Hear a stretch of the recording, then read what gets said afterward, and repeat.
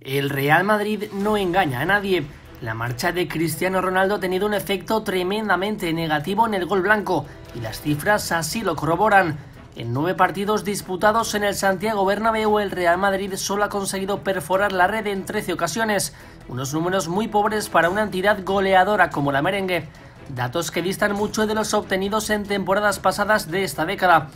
Exceptuando los 38 goles de la 2011-2012 con Mourinho, en 6 campañas el número de anotaciones a estas alturas rondaba los 30, una tendencia que comenzó a bajar en 2017 y que ha alcanzado ahora su punto más bajo.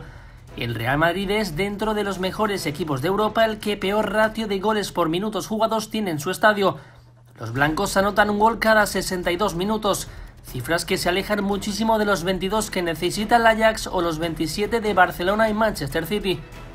Otros clubes con mucho gol son el Borussia Dortmund, el Paris Saint-Germain y el Liverpool.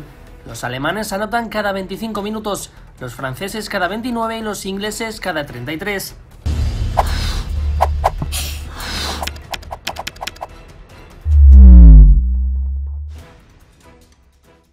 Ya que nos encontraste, no nos pierdas. Suscríbete a nuestro canal de YouTube de Telemundo Deportes.